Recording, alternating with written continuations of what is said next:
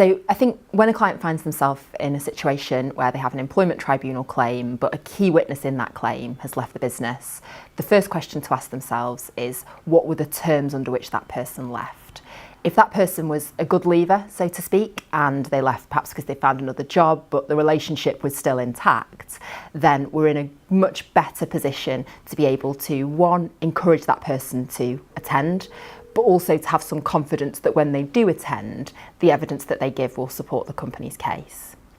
If, however, we find out that unfortunately that person left under a cloud or negative circumstances, I would only recommend looking to engage them in the hearing if their evidence is absolutely key. So at that point, if we do identify that that was the basis upon which they left, I'd encourage a review of the case to establish how important are they. Is there any other way to get that evidence without drawing in somebody who potentially hasn't got great things to say about the organisation?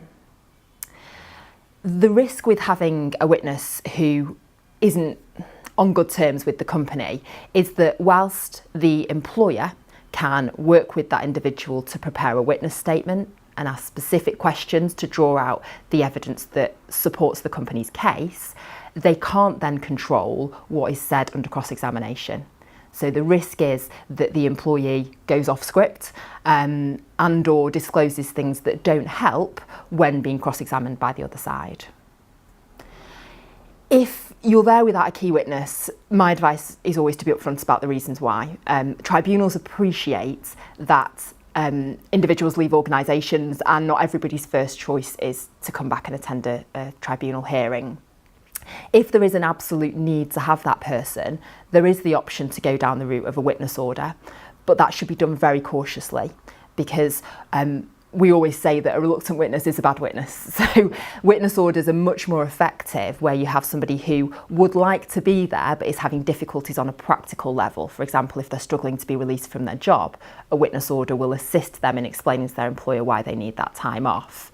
But bringing somebody that doesn't want to be there under a witness order carries a risk, and it should be one that's taken only in exceptional circumstances where there's an absolute need to have somebody and they're critical to the case.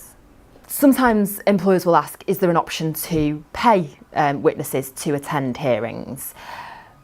What I would recommend is that any payment is focused on expenses. We don't want somebody to be out of pocket to attend a hearing.